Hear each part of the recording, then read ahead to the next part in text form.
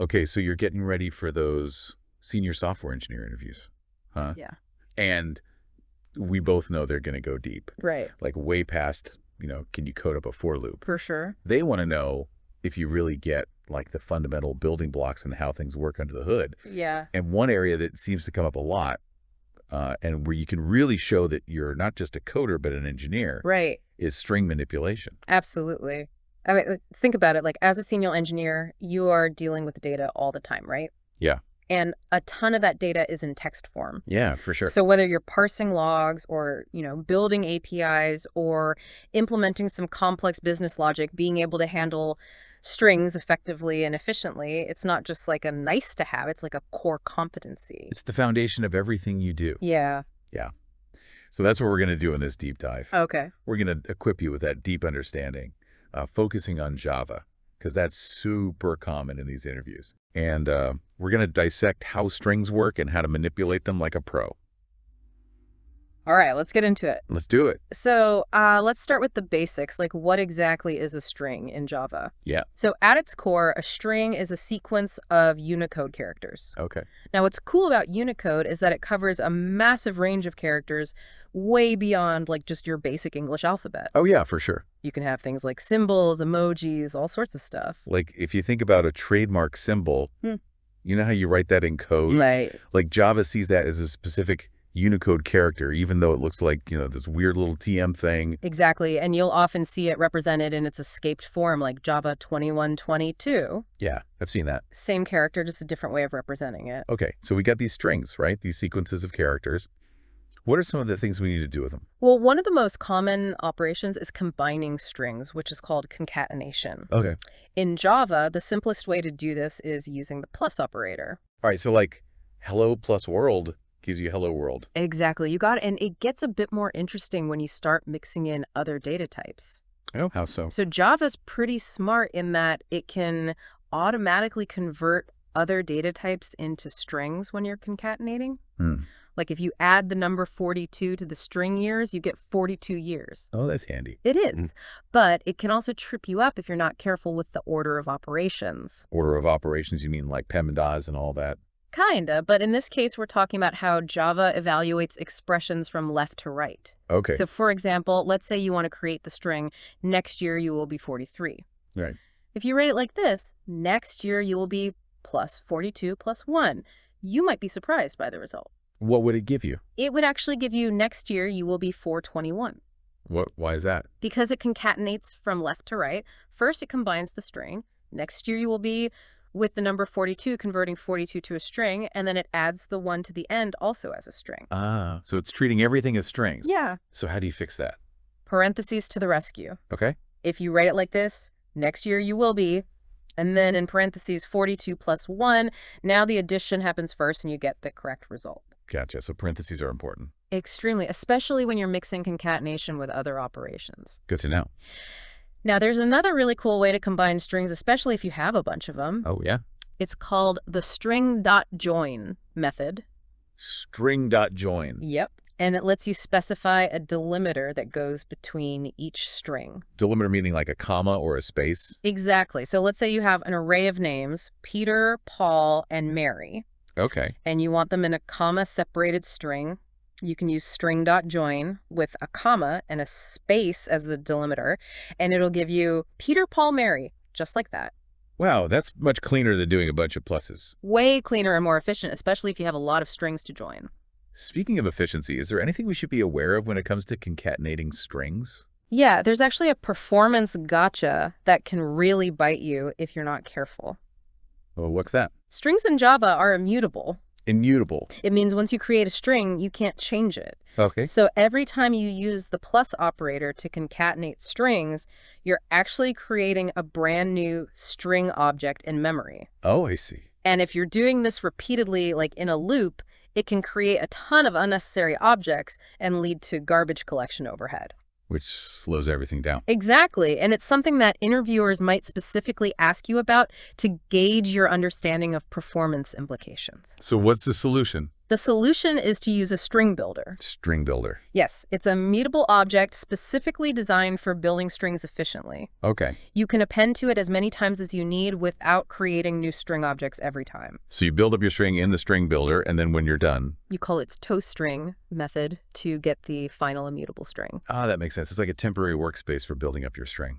Exactly, and it can be a huge performance improvement over repeated concatenation. All right, so we've covered combining strings. What about the opposite, breaking them apart? Yeah, for that we have a couple of powerful methods like substring and split. Okay, substring, that sounds familiar. It lets you extract a portion of a string starting from a specific index. Index meaning the position of a character. Yeah, zero-based. So the first character is at index 0. Definitely. So if you have the string hello world and you want to extract just the word world, you would use substring starting at index 6. Okay. And you would also give it the end index, which is exclusive. So in this case, 11, because you want to stop before the exclamation mark. So substring 611 would give you world. Exactly. And it might seem weird that the end index is exclusive. It does a little bit. But it's actually quite convenient because the difference between the end and start indices tells you the length of the substring. Oh, that's clever. Yeah, it helps avoid off by 1 errors. Nice. And what about split? Split is awesome for breaking up a string into multiple substrings based on a delimiter. Oh, like splitting a sentence into words. Precisely. So if you have a string like Peter, Paul, Mary, and you want to get each name separately, Right. you can call split with a comma and a space as the delimiter. It'll give you an array with Peter, Paul, and Mary. Exactly. And the delimiter can be any string or even a regular expression. Regular expressions, those are powerful, but kind of a whole other beast. Yeah, we won't dive too deep into those here, but it's worth knowing that you can use them with split for more complex splitting scenarios. Good to know. All right, so now we've got our strings. We can combine them, break them apart. What about comparing them? String comparison. This is where a lot of people get tripped up. Yeah, I've definitely made some mistakes with this before. The biggest thing to remember is to always use the equals method to compare the actual content of two strings. Okay, equals. Yes, and never, ever use the double equals operator for string comparison. Why not? I've seen it work sometime. That's because of something called the string literal pool. The way? It's a special memory area where Java stores unique string literals to save space. Literals meaning strings that are written directly in the code. Right, so when you write something like string greeting equals hello, Java first checks if hello already exists in the string literal pool. Okay. And if it does, it just reuses that same object reference for the greeting variable. So it's not creating a new object. Nope, it's just pointing to the existing one in the pool. That's efficient. It is, but it can be confusing when you use the operator because checks if two variables are referencing the exact same object in memory. Not if they have the same content. Right, so if you create two strings with the same content, but using different methods like with the new keyword or substring, they'll have different object references even though the content is the same. So we'll return false even though the strings look the same. Exactly, and that's why equals is so important. It compares the actual character sequences regardless of where the objects are in memory. It's so equals. For content comparison, got it. Now, there's one case where you might use with strings. Oh, yeah. And that's to check if a string variable is null. Null meaning it doesn't point to any object. Right. So if you have a string variable and you want to know if it's null, you would use myString a null. Okay, so null is different from an empty string. Very different. An empty string is still a string object. It just happens to have 0 characters. Right. But null means there's no string object at all. And trying to do anything with a null string will cause an exception. Exactly, a null pointer exception. Not fun. So to avoid those exceptions, what's the best practice when comparing strings with equals? A good habit is to put the literal string first. Yeah. So instead of writing myString.equals hello, you would write hello.equals myString. Why does that matter? Because if myString happens to be null, the forced version will throw a null pointer exception. But the second version won't. Nope, it'll just return false safely. That's a good tip. Yeah, it's a small thing, but it can save you a lot of headaches. Okay, so what about comparing strings without caring about uppercase or lowercase? For that, you have equals ignore case. Okay, so hello dot equals ignore case hello would return true. Exactly, it ignores the case of the letters. Nice. Sometimes you need that. You do. And then there's another comparison method called compareTo. compareTo. Yeah, it's used to figure out the lexicographical order of strings. Lexicographically, you mean like alphabetical order? Sort of. It's based on the Unicode values of the characters, so it's not always exactly the same as what you might expect from a dictionary. Okay. But Essentially, compareTo tells you if one string comes before or after another string. So how does it do that? It returns an integer. If the integer is negative, it means the first string comes before the second string.